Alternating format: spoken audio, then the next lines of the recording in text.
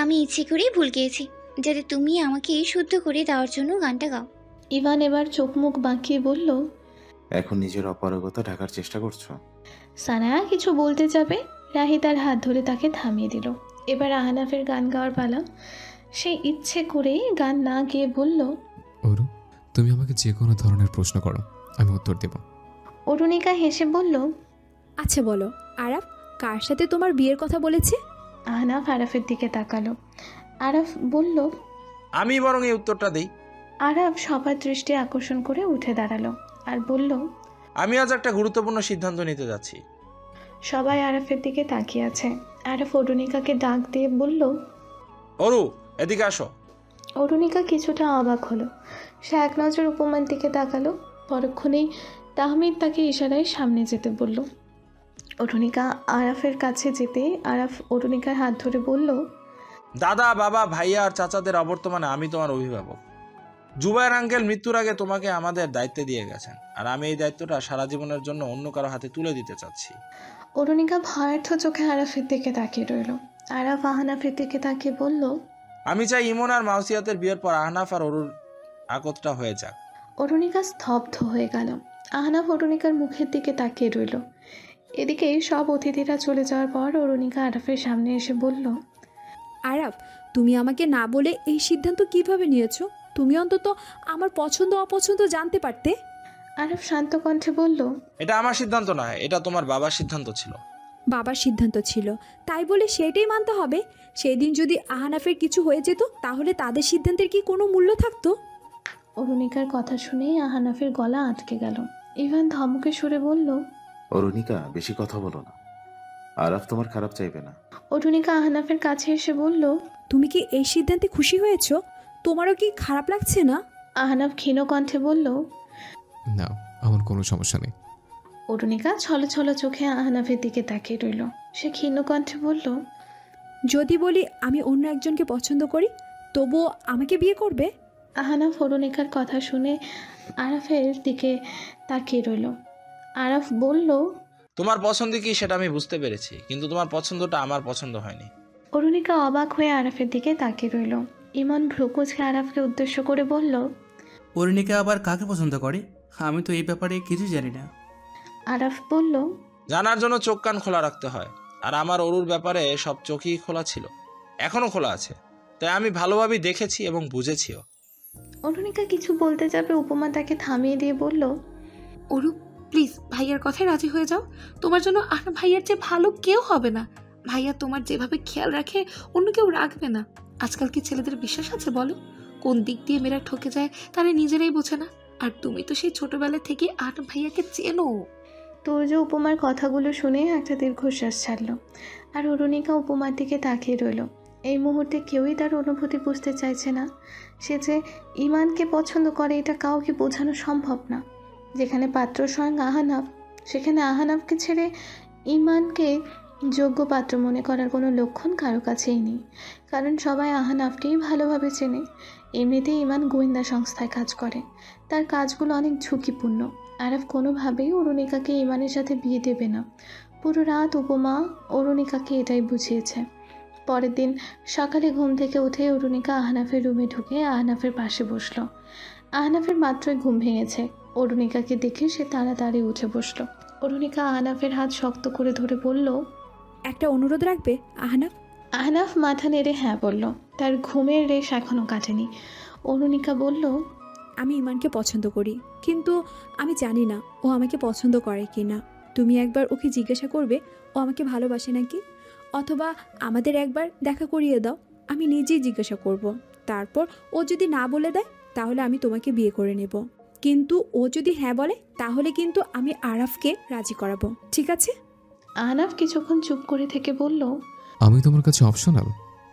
অরুণিকা ব্যস্ত কণ্ঠে বলল, না, তুমি আমার কাছে অপশনাল কেন হবে?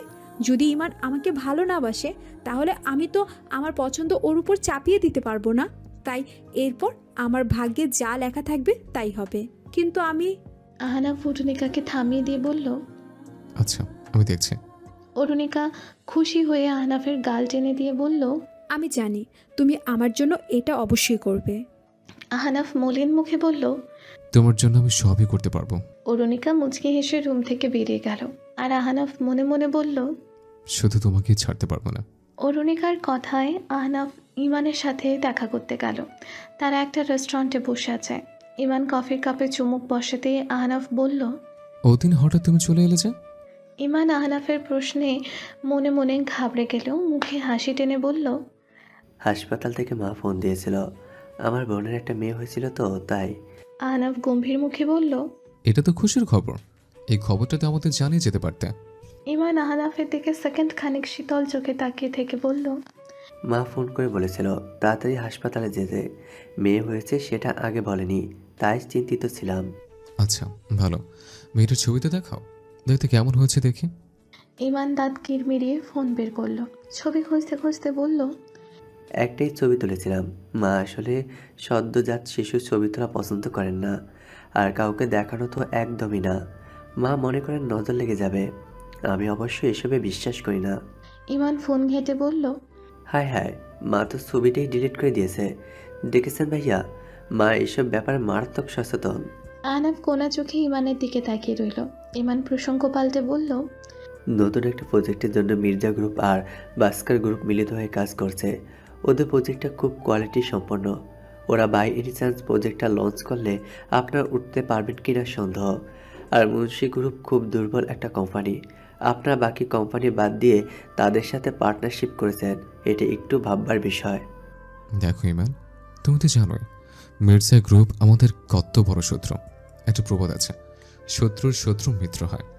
সুলতান মুন্সি আর শাহেদ মির্জার ঘোর দ্বন্দ্ব, আর সেই সুযোগে আমরা তাদের মিত্র হয়ে গেলাম। ইমান শূন্য দৃষ্টিতে বাইরের দিকে তাকিয়ে বলল, ভাইয়া, মাঝে মাঝে চোখের দেখাও ভুল হয়। আহনাফ বাঁকা হাসি দিয়ে বলল, জানি, চোখের দেখা যেমন ভুল হয়, মুখের কথা অনেক সময় মিথ্যে হয়। ইমান ভ্রুকুঁচকে আহনাফের দিকে তাকালো। আহনাফ বসা থেকে উঠতে উঠতে বলল, তোমাকে নতুন কাজ দেওয়ার জন্য ডেকেছে। মুর্শিদ জুবাইর আর রহমতুল্লাহদের সব তথ্য বের করে দেবে। তাতে ছবি আর কিছু ডিটেলস তোমাকে হোয়াটসঅ্যাপে পাঠিয়ে দিয়েছে। আহনাফ রেস্টুরেন্ট থেকে বের হয়ে একটা সিগারেট ধরালো আর মনে মনে বলল, আই এম সরি অরু, তুমি ইমানকে যতটুকু পছন্দ করো তার চেয়ে বেশি আমি তোমাকে ভালোবাসি। আর আহনাফ নিজের ভালোবাসা আদায় করে নিতে পারে। আহনাফ বাসায় আসতেই অরুণিকা দৌড়ে তার কাছে গেল। আহনাফের কাছে আসতেই সিগারেটের গন্ধ পেয়ে অরুণিকা না চেপে ধরে বলল, তুমি আবার সিগারেট খেয়েছো? আহনাফ অরুণিকার কাছে এসে বলল, ছাড়ার কোনো সুযোগ পাচ্ছি না তাই। সুযোগ পাচ্ছ না কেন? তোমাকে কেউ চেপে ধরে সিগারেট খাইয়ে দিচ্ছে নাকি? তুমি বুঝবে না, এসব বোঝার জন্য তুমি এখনো অপরিপক্ক। অরুণিকা মুখ বাঁকিয়ে আহনাফের হাত ধরে তাকে ওপরে নিয়ে গেল। আহনাফ রুমে এসেই আলমারি থেকে নিজের কাপড় বের করতে লাগলো। অরুণিকা আহনাফের পেছনে দাঁড়িয়ে বলল, কিছু বলছো না যে? আহনাফ পেছনে ফিরে অরুণিকার দিকে তাকিয়ে আবারও কাপড় খোঁজায় মনোযোগ দিল। অরুণিকা আহনাফের শার্টের কোনা আঁকড়ে ধরে বলল, বলো না, আমি এতক্ষণ তোমার অপেক্ষায় বসেছিলাম। আহনাফ অরুণিকার দিকে ফিরে কিছুক্ষণ গম্ভীর মুখে তাকিয়ে বলল, প্রতিদিন তো আর অপেক্ষা করো না, আজ তো বিশেষ খবর অপেক্ষা বসেছিলে তাই না? অরুণিকা মাথা নেড়ে হ্যাঁ বলল। আহনাফ তার আঙুল ধরে বলল, ইমানের সাথে দেখা করে এসেছে। অরুণিকা আগ্রহী কণ্ঠে বলল, কি বলেছো? ওরু, ইমানকে তোমার কথা তো বলিনি, শুধু এতটুকু জিজ্ঞেস করেছে কোনো প্রেমের সম্পর্ক আছে নাকি। অরুণিকা জিজ্ঞাসু চোখে আহনাফের দিকে তাকিয়ে রইল। তার মন বারবার বলছে আহনাফ তাকে ভালো খবরই দেবে, কিন্তু আহনাফ বলল, ও একটা মেয়েকে ভালোবাসে, ওদের বিয়েও ঠিক হয়ে গেছে, আর খুব শীঘ্রই ওদের বিয়ে হবে। অরুণিকা আহনাফের হাত সরিয়ে দিয়ে বিছানার এক পাশে গিয়ে বসে পড়ল। আহনাফ তার কাপড় আলমারি থেকে নামিয়ে অরুণিকার পাশে এসে বসল। অরুণিকা মলিন মুখে বলল, ওর সাথে তো আমার আলাদাভাবে কখনো কথাই হয়নি, কিন্তু ওর চোখাচোখি হলেই মনে হতো ও আমাকে পছন্দ করে। ভাবিও বলেছিল মেয়েরা ছেলেদের চোখ দেখলেই বুঝে ফেলে তারা কি অনুভব করে। তাহলে আমি কিভাবে ভুল বুঝলাম? আহনাফ অরুণিকার হাত ধরে বলল, আমার চোখ দেখে কি তুমি কিছুই বোঝোনি? অরুণিকা আহনাফের চোখের দিকে তাকালো, তারপর ভ্রুকুচকে বলল, কি বুঝবো? আহনাফ এক ঝটকায় তার হাত সরিয়ে দিয়ে বলল, কচু বোঝো তুমি, কচু। তুমি চোখ দেখে কিছু বোঝো না, বলছিলে এখন বলতে পারতে আমি তোমার কতটা কেয়ার করি। আরে ওটা তো জানি, তুমি, আরাফ, তাহমিদ, রকস্টার আর ইমন তোমরা আমাকে অনেক ভালোবাসো, শুধু ইভানই বাসে না। আগেও নিজেকে ভালোবাসো, তারপর বাকিদের ভালোবাসবে। এখন ওর কথা বাদ দাও। তারপর আহনাফ মিনমিনিয়ে বলল, পুরো বিশ্বের সবার ভালোবাসা তার লাগবে, শুধু আমারটাই লাগবে না। অরুণিকা তার কানটা আহনাফের মুখের কাছে এনে বলল। বিড়বিড় করে কি বলছো? আহনাফ তাকে সরিয়ে দিয়ে বলল, উফ ওরু, যাও এখন, আমি ফ্রেশ হব। ইমনের চ্যাপ্টার ক্লোজ হয়ে গেছে। অরুণিকা বসা থেকে উঠে দাঁড়ালো, তারপর যাওয়ার আগে বলল, এখন কি আমার তোমাকে বিয়ে করতে হবে? আহনাফ অরুণিকার হাত ধরে বলল, সমস্যা আছে বিয়ে করতে? না, সমস্যা তো নেই। আসলে আমি তো তোমাকে নিয়ে ওভাবে চিন্তা করিনি। তো এখন করো, যাও আমার জন্য শরবত বানিয়ে আনো। আফটার অল আমি তোমার হবু বর, আমার সেবা করা তোমার দায়িত্ব। অরুণিকা আহনাফের হাত ছাড়িয়ে নিয়ে বলল, তোমার শরবত তুমি বানিয়ে খাও, একটা কাজ দিয়েছি ওটাও ভালোভাবে করতে পারোনি। অরুণিকা হন হনিয়ে রুম থেকে বেরিয়ে গেল। আহনাফ মলিন হেসে বলল, তুমি এখন অনেক ছোট ওরু, এখনো কিছু বুঝতে শেখোনি। নয়তো হবু বরকে কি কেউ প্রেমিকের কাছে পাঠায়, তা আবার তার ভালোবাসার কথা জানার জন্য? আজই নতুন গাড়ি কিনেছে আরাফ, সেই গাড়ি করে সে চেম্বারে যাচ্ছে। হঠাৎ তার গাড়ির সামনেই হাত এগিয়ে দিয়ে একটা লোক এসে দাঁড়ালো। আরাফ গাড়ি থামিয়ে নামতেই লোকটা আরাফের হাত ধরে বলল, বাবা কিছু খেতে দেবে? আবার হাতে একটা টাকাও নেই। লোকটা কথাটা বলতে বলতেই শব্দ করে কেঁদে দিল। আরাফ তার মানি ব্যাগ থেকে কিছু টাকা বের করে লোকটার হাতে দিতেই সেই লোকটির মুখোমুখি হলো। আরাফ কিছুক্ষণ ভ্রু কুঁচকে লোকটার দিকে তাকিয়ে বলে উঠল, মামা আপনি? আরবান তালুকদার ভালোভাবে আরাফের দিকে তাকিয়ে বললেন, কে তুমি? তোমাকে তো চিনলাম না। মামা আমি আরাফ, আরাফ চৌধুরী। আরবান তালুকদার আরাফের দিকে কিছুক্ষণ তাকিয়ে থেকে বললেন, তুমি বেঁচে আছো? আবার তন্নির ছেলে? তুমি তন্নি আর আরহামের ছেলে? হ্যাঁ। আরবান তালুকদার শক্ত করে ভাগ্নেকে জড়িয়ে ধরলেন, তারপর ফুপিয়ে কেঁদে উঠলেন আর বলতে লাগলেন, বাবা কেউ নেই আমার, সবাই আমাকে ছেড়ে চলে গেছে। বোনটাকে তো হারিয়েই ফেললাম। তোমার নানা নানুও আর বেঁচে নেই। ছেলে দুটাকে কত টাকা খরচ করে মানুষ করিয়েছি, ওরা আমার ঘর থেকে আমাকেই বের করে দিল। আমার থাকার কোনো জায়গা নেই, আমার কোনো আপন মানুষ নেই। কি বলছেন মামা, আমি আছি তো। আরাফ আরবান তালুকদারকে একটা দোকানে বসে কলা পাউরুটি খাওয়ালো, তারপর মামার পাশে বসে বলল, মামা বাসায় চলেন। কার বাসায় যাব? ওরা তো এত স্বার্থপর হয়ে গেছে যে আমাকে বাবা বলেই আর স্বীকার করে না। আমার বাসায় যাবেন মামা। তুমি আমাকে নিয়ে যাবে? কেন বাবা? আমি তো তোমাকে অনেক কষ্ট দিয়েছি। আমি তোমার বাবা চাচাদের সাথে অনেক অন্যায় করেছি। আমার বোনটার মৃত্যুর দায়ে তাদের উপর চাপিয়ে দিয়েছিলাম, কিন্তু এটা তো স্বাভাবিক মৃত্যু ছিল।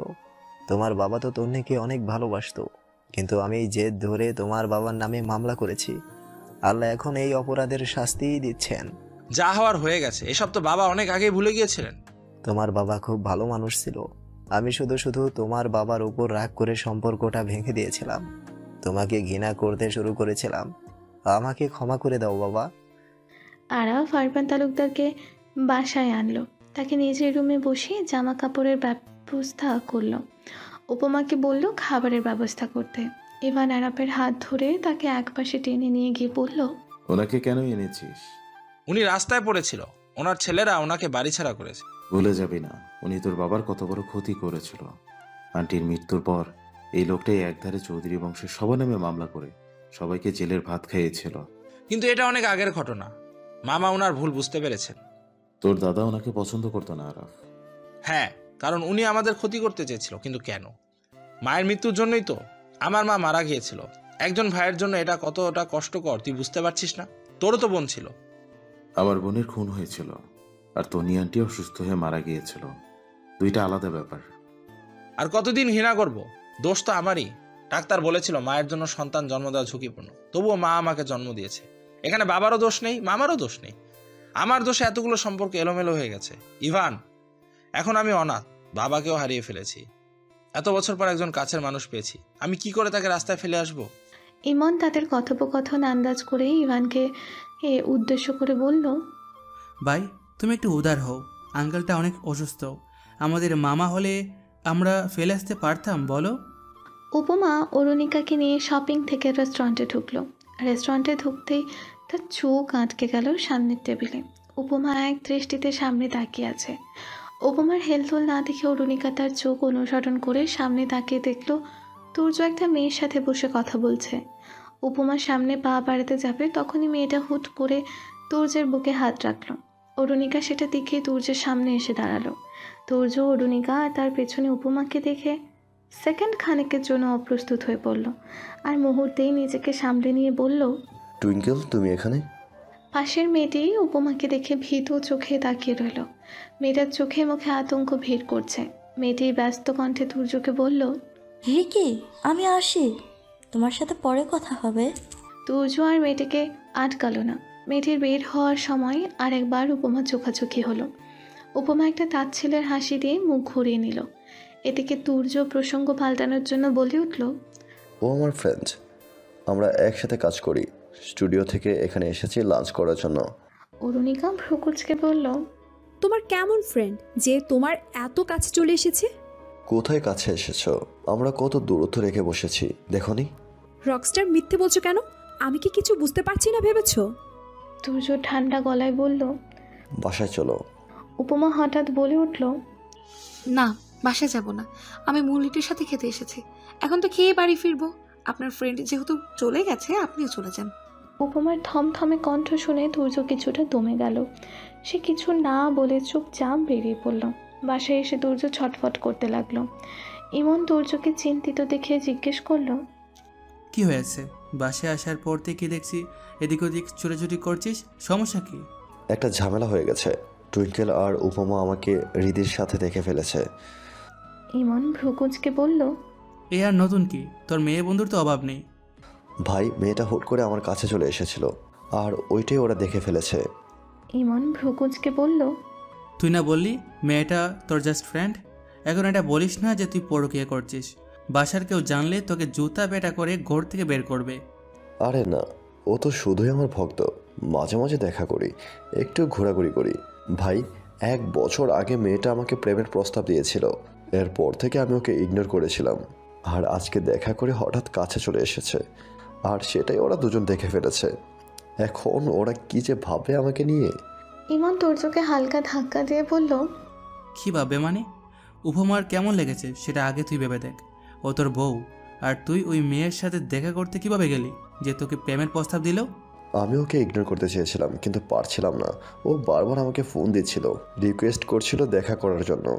ইমন তাচ্ছিল্যের সুরে বলল, তুই আদৌ ওই মেয়েটাকে ইগনোর করছিলি? উপমাকে যেভাবে ইগনোর করিস, মেয়েটাকে ওভাবে ইগনোর করে দেখতি, হয়তো কাজ হতো। কথাটি বলেই ইমন চলে গেল।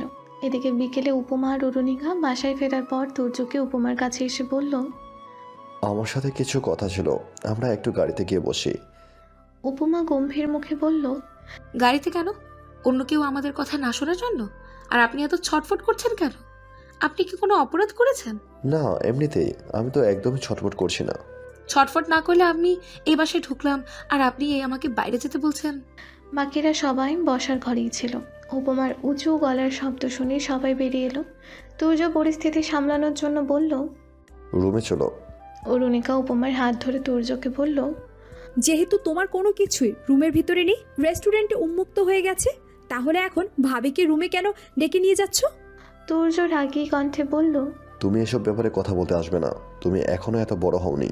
ঠিক আছে, আমি বড় হইনি, কিন্তু এতটাও ছোট না যে বুঝবো না কোনটা ফ্রেন্ডশিপ আর কোনটা রিলেশনশিপ। ও জাস্ট আমার ফ্রেন্ড। আমি তো বলেছি আমরা একসাথে স্টুডিওতে কাজ করি। উপমা চেঁচিয়ে বলল, মিথ্যে কথা, মেয়েটা স্টুডিওতেও কাজ করে না। আপনি যার সাথে লুকিয়ে প্রেম করছেন, মেয়েটার পরিচয় কি জানেন? আমি মোটেও ওর সাথে প্রেম করছি না উপমা, তুমি আমাকে ভুল ভাবছো। ইভান তাদের কথার মধ্যে দিয়ে বলে উঠল, হয়েছেটা কি? কোন মেয়ের কথা বলছো তোমরা? অরুণিকা রেস্টুরেন্টে যা যা দেখেছে সব ঘটনাই খুলে বলল। সব শুনে আরাফ তুর্যকে ধাক্কা দিয়ে বলল, এগুলো করতে দেশে এসেছিস? এভাবে মৃত বাবা মার হত্যার প্রতিশোধ নিচ্ছিস? এসব নোংরামি করে? তুর্য চেঁচিয়ে বলে উঠল, না ভাই না, মেয়েটাকে আমি ভালোবাসি না। মেয়েটা জাস্ট আমার ফ্রেন্ড। উপমা তুর্যকে থামিয়ে বলল, মেয়েটা জাস্ট আপনার ফ্রেন্ড। আপনারা স্টুডিওতে একসাথে কাজ করেন, এটাই তো? হ্যাঁ। যদি আমি বলি মেয়েটা গানের গ জানে না, তখন? তোমাকে কে বলেছে ও গান জানে না? কারণ আমি মেয়েটাকে চিনি, ইনফ্যাক্ট খুব ভালোভাবেই চিনি। মেয়েটাই হচ্ছে রিদি আপু, যে মেয়েটার জন্য আমার ভাইয়া এখনো বিয়ে করেনি। এই মেয়েটার সাথে ভাইয়ার প্রেমের সম্পর্ক ছিল। এই মেয়েটাই হুট করে 3 বছর আগে বিয়ের কথাবার্তা উঠতেই ভাইয়ার সাথে সম্পর্ক ভেঙে ফেলে আর বলে দেয় তার বাবা তার জন্য ডাক্তার ছেলে ঠিক করে ফেলেছে, যে ছেলে সব দিক থেকে আমার ভাইয়ার চেয়ে উপযুক্ত। সবাই অবাক হয়ে উপমার দিকে তাকিয়ে রইল। উপমা ফুপিয়ে কেঁদে উঠল। অরুণিকা তাকে সামলাতে গেলে তার কান্নার বেগ আরও বেড়ে গেল। উপমা কাঁদতে কাঁদতে বলল, আমি 4 বছর ধরে এই লোকটার সাথে সংসার করছি, কিন্তু ও আমাকে একটু ভালোবাসেনি। আমিও কখনো জোর করিনি। ভাবতাম স্টারদের ভালোবাসা এমনই হয় হয়তো। যখন থেকে এই মানুষটাকে আমার স্টার ভাবা শুরু করেছি, তখন থেকে এর সব অপরাধ, সব ভুল আমি মাফ করেছি। বিয়ের পর তো আমি নিজেকে সৌভাগ্যবতী ভাবতাম। আমার স্টারের সাথে আমার বিয়ে হয়েছে। যাকে আমি পাগলের মতো ভালোবাসতাম সে আমার বর হয়েছে, কিন্তু এই মানুষটা আমাকে কখনো ভালোবাসেনি। তারপরও আমি চুপ করে সব মেনে নিয়েছি, কিন্তু আজ সে আমার ভাইয়ের ভালোবাসার মানুষের সাথে সম্পর্কে জড়িয়েছে। তুর্য উপমার সামনে হাত জোড় করে বলল, বিলিভ মি, আমি ওর সাথে কোনো সম্পর্কে জড়াইনি। ও আমার সাথে দেখা করতে চেয়েছিল আর আমি শুধু দেখা করতে গিয়েছি। এরপর ও নিজে আমার কাছে এসেছে। উপমা কোনো কথা না বলে উপরে উঠে গেল। অরুণিকা বলল, আমি তোমাকে রক স্টার বলতাম, কিন্তু তুমি স্টার না, একটা ব্ল্যাক হোল, যার শুরু থেকে শেষ পর্যন্ত সবই মিথ্যা। তুমি একটা। আরাফ উঁচু গলায় বলল, অরু তুমি তোমার রুমে যাও। অরুণিকা আরাফের দিকে ভ্রু কুঁচকে তাকিয়ে রইল। ইমন অরুণিকার হাত ধরে তাকে উপরে নিয়ে গেল। অরুণিকা ইমনের হাত ছাড়িয়ে নিয়ে বলল, তোমরা আমাকে কেন বকছো? আর আরাফ আমাকে এভাবে ধমক দিল কেন? ইমন রাগী কণ্ঠে বলল, তুর্যকে কিছু বলার জন্য আমরা সবাই আছি তো নাকি? তুমি ওকে এত কিছু বলার কে? ও তোমাকে এইটুকু থেকে এত বড় করেছে, তোমার মুখ থেকে এসব কথা মানায় না। অরুণিকা মাথা নিচু করে রইল। ইমন আবারও বলল, তুমি দেখোনি তোমার কথায় ও কতটুকু কষ্ট পেয়েছে? ও কাউকে খুন করলেও তুমি চুপ করে থাকবে। ওকে শাসন করার জন্য নিচে আরও অনেকেই আছে। আরাফ আর ইভান থাকতে তোমাকে কে বলেছে মুখ খুলতে? যাও এখন নিজের রুমে যাও। অরুণিকা মুখ ফুলিয়ে রুমের দিকে যাওয়ার সময় আরবান তালুকদারের মুখোমুখি হলো। আরবান অরুণিকার মাথায় হাত বুলিয়ে দিয়ে বলল, ওরা তো তোমার ভালো চায়, ওদের কথায় মন খারাপ করো না। চলো আমার সাথে, আমি তোমাকে তোমার বাবা চাচাদের গল্প শোনাবো। অরুণিকা আরবান তালুকদারের সাথে বারান্দায় চলে গেল। তুর্য উপমার পাশে চুপচাপ বসে আছে। তুর্যের চোখে পানি টলমল করছে। সে কথা বলার মতো কোনো শব্দ খুঁজে পাচ্ছে না। বারবার অরুণিকার বলা ব্ল্যাক হোল শব্দটা তার কানে বাজছে। যদিও শব্দটা কোনো খারাপ অর্থ বোঝায় না, কিন্তু অরুণিকার মুখ থেকে খারাপ মানুষদের সংজ্ঞা এভাবে বেরিয়ে আসে। তুর্যের চোখ থেকে টপ টপ করে 1 ফোঁটা অশ্রু করে বলল। সে চোখ মুছে উপমাকে বলল, আমি তোমাকে আজ সব সত্য কথা বলবো। তুর্য কিছুক্ষণ চুপ করে থেকে বলল, উপমা, আমি তোমার সাথে বিয়ের আগে যেভাবে কথাবার্তা বলেছি, বাকি মেয়েদের সাথেও সেভাবেই কথাবার্তা বলি। অনেক মেয়েই আমাকে ভালোবাসে, কিন্তু আমি কোনো মেয়ের মধ্যেই কোনো আগ্রহ খুঁজে পাইনি। সব কথাই টাইম পাস ছিল। যারা আমাকে প্রেমের প্রস্তাব দিয়েছিল সবাইকে আমি না বলেছি। যারা আমার মেয়ে ফ্রেন্ড তারা সবাই জানে আমি বিবাহিত। এরপরেও অনেকে আমার সাথে যোগাযোগ করতে চায়। হ্যাঁ, আমি অনেক খারাপ মানুষ, তাই হয়তো ওদের ইগনোর করি না, কিন্তু তোমার জায়গাটা আমি কাউকে দেইনি। আমি তোমাকে ছাড়া কাউকে স্পর্শ করিনি। আমি। উপমা তুর্যকে থামিয়ে দিয়ে বলল, সব মেয়েগুলোকে আনফ্রেন্ড করে দে। আমি চাই আজকে থেকে আমি ছাড়া আপনার জীবনে আর কোনো মেয়ে না থাকুক। তুর্য চুপ করে রইল। উপমা তুর্যকে নীরব দেখে বলল, মেয়ে মানুষের সাথে বন্ধুত্ব করা আপনার নেশা হয়ে গেছে। এই নেশা ছাড়তে অনেক কষ্ট হবে আপনার, তাই না? তুর্য এবারে চুপ করে রইল। উপমা হঠাৎ তুর্যের হাত ধরে কাতর কণ্ঠে বলে উঠল, আপনি কি বুঝতে পারছেন না আমি আপনার কাছে ভালোবাসা চাচ্ছি? আমি আপনার কাছে স্ত্রীর অধিকার চাচ্ছি। তুর্য মাথা নেড়ে বলল, আমি তোমাকে ভালোবাসি উপমা। আমি তো তোমাকে সব অধিকার দিয়েছি। উপমা হাত ছাড়িয়ে নিয়ে বলল, রাতে কাছে টেনে সকালে দূরে সরিয়ে দেয় ভালোবাসা নয়। আপনি এতটাও মূর্খ না যে ভালোবাসা কি বুঝতে পারছেন না। তুর্য উপমার হাত ধরে বলল, হয়তো আমি ভালোবাসতে পারি না, নয়তো আমার ভালোবাসাগুলো এমনই। আর যাই বলো, তোমার জায়গা আমি কাউকে দিচ্ছি না। রাত দিন যেই সময়ই হোক, তুমি আমার চোখের সামনে থাকলে আমি ভালো থাকি। আমার কাছে এটাই ভালোবাসা। অরুণিকার ক্ষেত্রে আপনি এমনটাই অনুভব করেন। ওকে না দেখলে আপনার অস্থিরতা বেড়ে যায়। ও আশেপাশে থাকলে আপনি ভালো থাকেন, তাহলে ওটাও তো ভালোবাসা। কিন্তু আমি তো আপনার স্ত্রী। যে ভালোবাসার চোখে আপনি অরুণিকাকে দেখছেন, সেই ভালোবাসা আর আমার জন্য ভালোবাসা কি আলাদা হওয়ার কথা না? অরুণিকা আপনার প্রাণ, আপনি কখনো ওকে নিজের বোন বলেননি, কিন্তু আমি জানি আপনার ওর জন্য অনুভূতিগুলো কতটা ভিন্ন। কিন্তু আমার সাথে তো আপনার সব ওটা না। আমি কি সেই অনুভূতি ঊর্ধ্বে না? আমার কি আরেকটু বেশি ভালোবাসা পাওয়ার অধিকার নেই? আমাকে কি আপনার কিছু সময় দেওয়া যায় না? অন্য মেয়েদের পরিবর্তে কি আপনি আমার সাথে আমাকে নিয়ে ঘুরতে যেতে পারেন না? তুর্য চুপ করে রইল। তুর্যের হেলদোল না দেখে উপমা মলিন হেসে অন্য পাশে গিয়ে শুয়ে পড়ল। সেদিন সারা রাত উপমা নিঃশব্দে কেঁদেছে, আর অন্যদিকে তুর্য সারা রাত ছটফট করেছে। সে নিজেও বুঝতে পারছে না উপমাকে ভালোবেসে কাছে টেনে নিতে তার কেন এত দ্বিধা কাজ করছে। 2 দিন পর হঠাৎ সকালে ভাঙচুরের শব্দ শুনে সবাই নিচে নেমে এলো। নিচে নেমে দেখলো কোনো একটা বিষয় ইভান আর তুর্যের মধ্যে মারাত্মক ঝগড়া বেঁধেছে, আর একপাশে উপমা পাথরের মতো দাঁড়িয়ে আছে। তুর্য চেঁচিয়ে ইভানকে উদ্দেশ্য করে বলে উঠল, তোর আমার বউয়ের প্রতি নজর আছে, সেটাই বল না, নয়তো আমার চেয়ে তোর ওর প্রতি কেন এত মায়া লাগছে? আহনাফ তুর্যকে একপাশে টেনে নিয়ে গিয়ে বলল, পাগলের মতো প্রলাপ বকছিস কেন? আমাকে কেন পাগল বলছিস? ওদের দুজনকে বল, রান্নাঘরে কি করছিল দুইটা? ইভান চেঁচিয়ে বলল, তোর আমাকে সন্দেহ হচ্ছে? 4 বছর পর আজই তোর আমাকে সন্দেহ হচ্ছে কেন তুর্য? আজ হঠাৎ কি দেখে তুই আমাকে সন্দেহ করছিস? প্রতিদিন সকালে আমি উপমার সাথে সকালে নাস্তা বানাই, দুপুরে তাহমিদ উপমাকে সাহায্য করে, রাতে আরাম পাই ইমন। তুই কখনো রান্নাঘরে গিয়ে তোর বউকে সাহায্য করেছিস? এই বাসায় তোর বউ আছে তোকে মুখে ভাত তুলে দেওয়ার জন্য, আর আমাদের রুটি আমরা নিজের হাতে বানিয়ে খাচ্ছি। আজ মেয়েটা হাত পুড়িয়ে ফেলেছিল, আমি শুধু বরফটাই লাগিয়ে দিচ্ছিলাম। উপমা আমার কাছে বোনের মতো।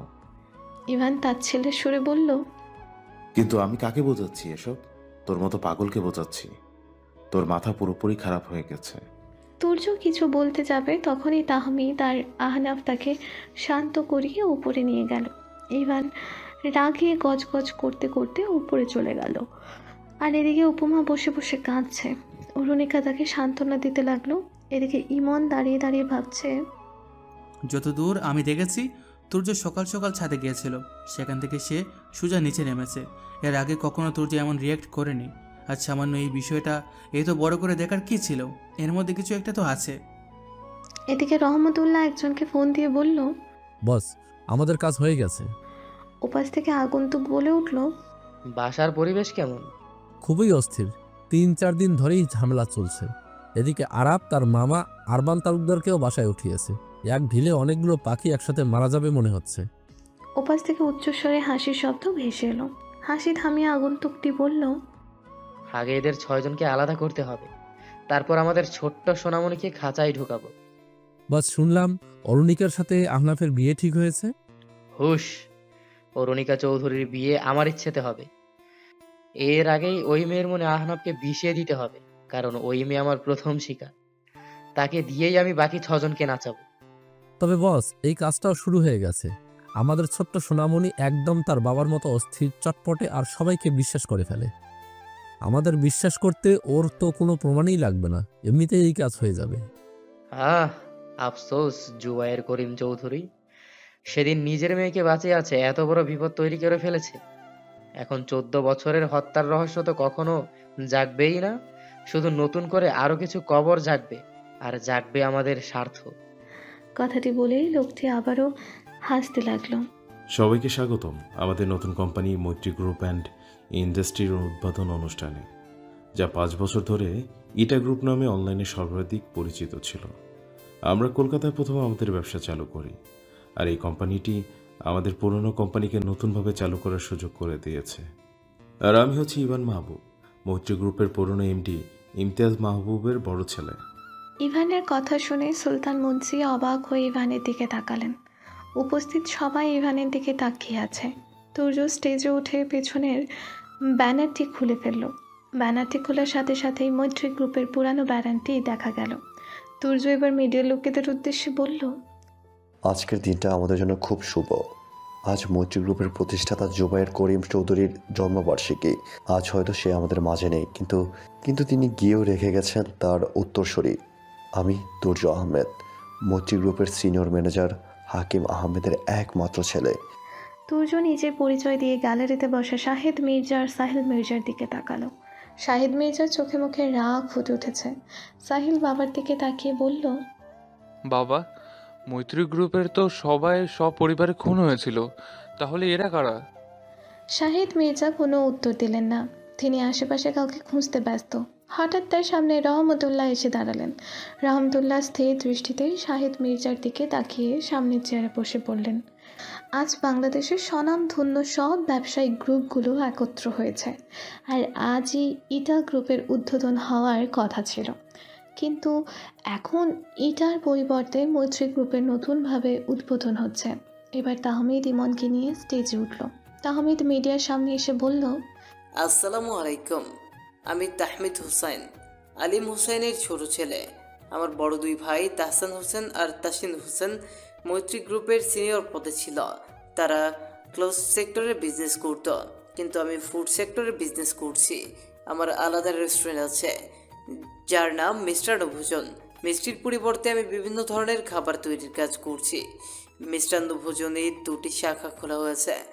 এখন মৈত্রী গ্রুপ যেহেতু শুধু একটা সেক্টর নিয়ে কাজ করতো না, সেখানে কাপড় ও ওষুধ, ইলেকট্রনিক ডিভাইস সহ বিভিন্ন সেক্টর ছিল। কিন্তু এই নতুন মৈত্রী গ্রুপে আমরা ভিন্ন ভিন্ন সেক্টর রাখছি। ইমন বলল, আমাদের নতুন গ্রুপের প্রধান আকর্ষণ স্কিন। আমরা স্কিন প্রোডাক্ট তৈরি করছি, পাশাপাশি এখানে স্কিন থেরাপিও দেওয়া হবে। আর সেই সেক্টরটি একদম নতুন সেক্টর, আর এখানে কাজ করছে ইভান মাহবুব। তবে আমাদের কাছে একজন স্কিন স্পেশালিস্টও আছেন, আপনাদের পুরনো মৈত্রী গ্রুপের এ ইউনিটের পরিচালক জুবায়ের করিম চৌধুরীর ভাতিজা ডক্টর আরাফ চৌধুরী।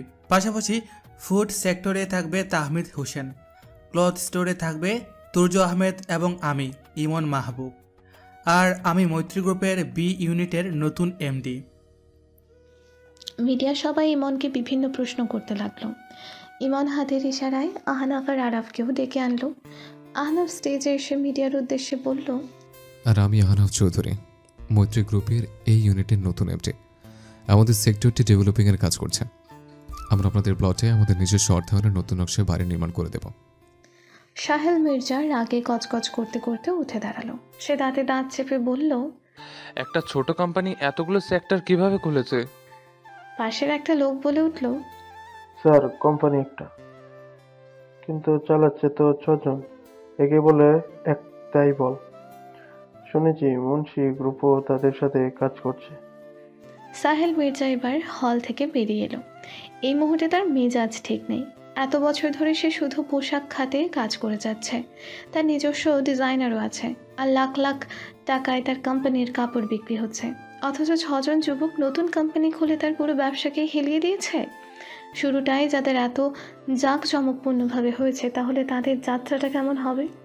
6 জন বাসায় ফেরার পর অরুণিকা তাদের সামনে দাঁড়িয়ে বলল, তোমাদের টিভিতে দেখাচ্ছে কেন? আহনাফ বলল, সেলিব্রিটি মানুষ তাই। সত্যি বলো না, কি বলছো এসব? আমার না সব কথাবার্তা মাথার উপর দিয়ে চলে গেছে। এখন তোমার এসব বুঝতে হবে না। কাল মাওশিয়াত আর ইমনের আকদ। তুমি উপমার সাথে মাওশিয়াতের বাসায় চলে যাও। মাওশিয়াত ফোন দিয়েছে, তোমাদের দুজনকে যেতে বলেছে। পরের দিন জুম্মার নামাজের পর মসজিদে ইমন আর মাউশিয়াদের আকদ সম্পন্ন হলো। আকদের অনুষ্ঠানটি কোনো ক্লাবে হবে না। ইভান একটা স্থান ঠিক করে রেখেছিল, সেখানেই অনুষ্ঠান হবে। মসজিদ থেকে এসে তাহমিদ আর আহনাফ ইমনকে তৈরি করিয়ে নিচে নামলো। সন্ধ্যার দিকে তারা গাড়ি নিয়ে বেরিয়ে পড়ল। অনুষ্ঠানে মাউশিয়াতের বাবা মা আর আত্মীয়রা, উপমার বাবা মা ও ভাই এবং আরাফের মামা উপস্থিত হবে। পরিবারের বাইরে শুধু সুলতান মুন্সি ও তার ছেলে ইসমাম মুন্সিকে নিমন্ত্রণ করা হয়েছে।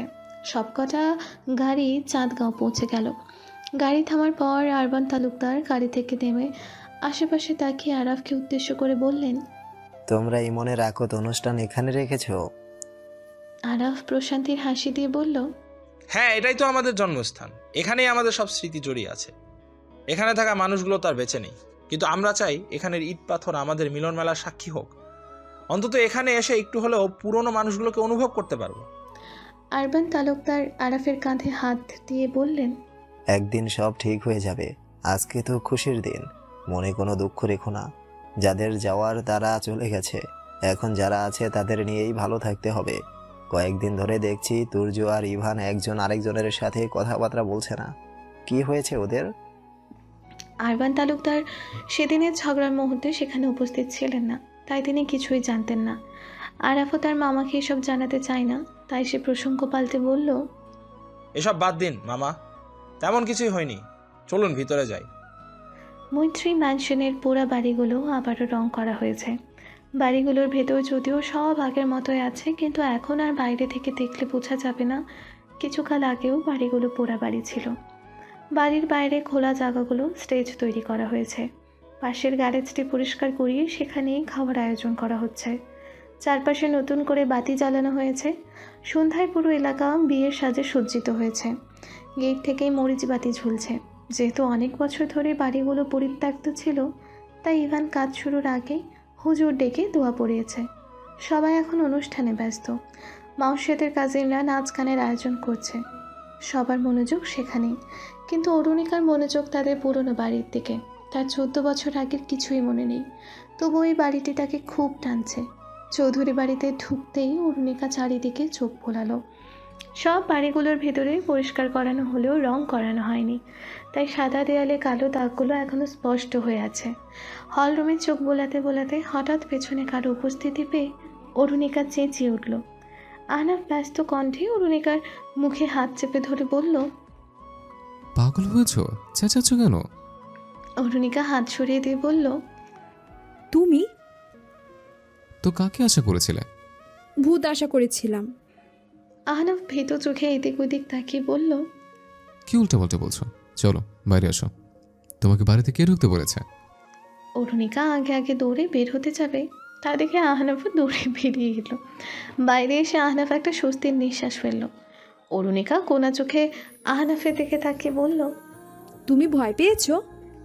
আহনাফ ভ্রুকুচকে বলল, আমি মোটেও না। আমি কেন ভয় পাবো? তাহলে আমার পিছু পিছু দৌড়ে এসেছো কেন? তোমার সাথে সাথে তো হাঁটছিলাম, তোমারও তো ভয় লাগছিল। অরুণিকা বাঁকা হাসি দিয়ে পেছনে ফিরে ভীত চোখে এক দৃষ্টিতে তাকিয়ে রইল। আহনাফ অরুণিকার তাকানো দেখে আর অন্যদিকে না তাকিয়ে সোজা অরুণিকার হাত ধরে জোরে পা চালিয়ে স্টেজের কাছে চলে এলো। অরুণিকা হাসতে হাসতে বলল, ভীতু ছেলে। আহনাফ চোখ গরম করে বলল, চুপ করো, বেশি কথা বলে ঘরে রেখে আসবো, আর দরজা বাইরে থেকে আটকে দেব। অরুণিকা মুখ ভার করে বলল, আমি না তোমার হবু বউ, তুমি আমার সাথে এমন অবিচার করবে? আহনাফ অরুণিকার কথা শুনে চুপ হয়ে গেল। অরুণিকা নিজের মুখে এই সম্পর্কে স্বীকৃতি দিয়েছে দেখে তার খুব ভালো লাগছে। সে মুচকি হেসে অরুণিকার হাত ধরতে যাবে, তখনই মাউসিয়াদের কাজিনরা এসে অরুণিকাকে টেনে নিয়ে গেল। এদিকে খাওয়া দাওয়ার পর ইসমাম মুন্সি একা একটা ছেড়ে বসে আছে। তাকে একা বসতে দেখে ইভান তার পাশে গিয়ে বসলো। ইসমাম ইভানকে দেখে মুচকি হাসলো। ছোট ভাইকে তো বিয়ে দিয়ে ফেলেছো, এখন নিজে কখন বিয়ে করবে? ইভান হেসে বলল, আমার সিনিয়ররাই যেখানে অবিবাহিত, সেখানে আমি তো সিলেবাসের বাহিরে। ইসমাম দীর্ঘশ্বাস ছাড়ল। ইভান ইসমাম সম্পর্কে অনেক কিছুই জেনেছে, কিন্তু কখনো ইসমামের কাছ থেকে কিছুই শোনেনি। তাই ইভান তাকে জিজ্ঞেস করলো, কাউকে পছন্দ করেন? ইসমাম মুন্সি ভ্রুকুচকে বলল, আমার ভালোবাসা তো আমার মধ্যে নেই, পুরো মিডিয়া জেনে গেছে। এখন তুমি নতুন করে জিজ্ঞেস করে আমার কষ্টে আরেকটু কষ্ট মেশালে নাকি অন্য কিছু? ইভান মুচকি হেসে বলল, মিডিয়া তো মিথ্যা কথা ছড়ায়, তবে এটা ঠিক, যা রটে তা কিছু হলেও বটে। এবার বলুন, সত্যি কি শাহিদ মির্জার মেয়ের সাথে আপনার সম্পর্ক আছে, নাকি শুধুই বন্ধুত্ব? ইসমাম মলিন হেসে বলল, ছেলে মেয়ে কখনোই একে অপরের বন্ধু হতে পারে না, তারা প্রেমে পড়বেই, আর আমরাও পড়েছি। সমস্যাটা হলো শাহেদ মির্জা আমার হাতে সাবাকে দেবেন না। কেন? আমাদের বংশ ভালো হলেও আমরা ছোট থেকে উঠে এসেছি, আমাদের মধ্যে অভিজাত্য ছিল না। বাবা খাবারের দোকানে চাকরি করত, একসময় মুদির দোকানেও ছিল, চাচারাও ছোটোখাটো কাজগুলোই করত। আসলে আমাদের পরিবারের কেউ শিক্ষিত না, শুধু আমরা ভাই বোনেরা পড়াশোনা করেছি। তাই মির্জা সাহেব মনে করেন আমাদের স্ট্যাটাস মিলবে না, এমনিতেই আমরা প্রতিদ্বন্দ্বী গ্রুপ, তাই তারা মনে করে তাদের সাথে আত্মীয়তা করে আমরা উপরে উঠতে চাই। ইভান চুপচাপ সব শুনছে। ইসমাম বলল, আগে জানলে এসব দেখে শুনে ভালোবাসতাম, শুধু শুধু কষ্ট পেতে হতো না। ইভান মনে মনে বলল, মির্জা সাহেবের অনেক অহংকার, ভালোই তো, তার এই অহংকার দিয়ে তাকে জব্দ করা যাবে। রাত 10টায় অতিথিদের খাওয়া দাওয়ার পর্ব শেষ হলে আরব স্টেজে উঠে উপস্থিত সবার উদ্দেশ্যে বলল, আজ আমাদের বন্ধু তার ভালোবাসার মানুষের সাথে নতুন জীবন শুরু করতে যাচ্ছে। আজকের এই দিনটা আরও বেশি মনে রাখার জন্য আমরা আরেকটা সুসংবাদ আপনাদের দিতে যাচ্ছি, আর হবে একটা ছোট্ট অনুষ্ঠান। সবাই আরফের দিকে আগ্রহী দৃষ্টিতে তাকিয়ে রইল। আরফের ইশারায় আহনাফ স্টেজে উঠে তার পাশে দাঁড়ালো, আর তাহমিদ অরুণিকার হাত ধরে তাকে স্টেজে উঠালো। অরুণিকা ফিসফিসে তাহমিদকে বলল,